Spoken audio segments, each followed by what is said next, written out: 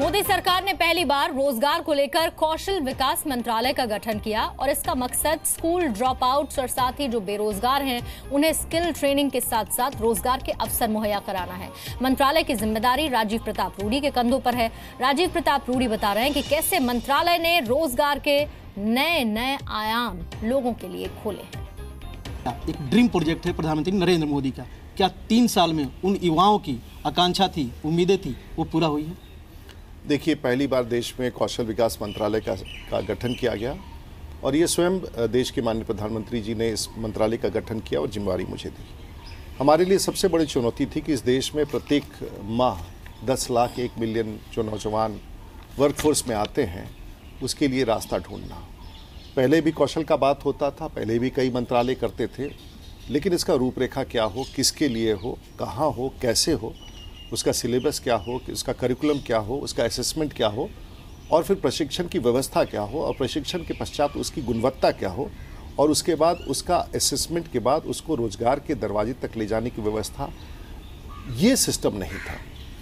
आज हम लोगों ने प्रधानमंत्री कौशल विकास योजना के तहत और स्किल मंत्रालय के तहत ये पूरा ecosystem, national skills qualification framework, तो जो असंगठित क्षेत्र, जो ड्रॉप आउट्स हैं, जो स्कूल तक नहीं पहुंच सके या स्कूल मैट्रिकुलेशन के पहले बाहर निकल गए, उनके लिए एक बड़ी व्यवस्था सरकार के अनुदान पर, भारत सरकार माननीय प्रधानमंत्री जी के निर्देश पर, वैसे लोग जो कौशल प्राप्त करने के लिए, जिसका आय देहात में, गांव में गरीब को 1000-2000 रुपया है, अगर वो 6 हफ्ते की ट्रेनिंग कर लेता है तो वो 8000 से 10,000 के रोजगार की।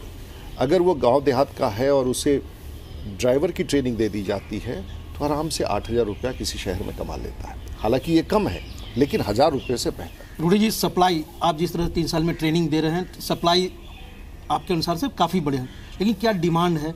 क्या निजी क्षेत्र, जो उम्मीदें थी कि निजी क्षेत्र के बड़े बड़े उद्योगी उद्यमी इसमें आएंगे और आपका साथ देंगे, क्या ऐसा आया? देखिए, हैवी इन्वेस्टमेंट जहाँ होता है वहाँ शायद जॉब क्रिएशन हो, लेकिन सबसे बड़ा एम्प्लॉयमेंट का जो जरिया है वो माइक्रो और मीडियम और स्मॉल एंटरप्राइजेस में है।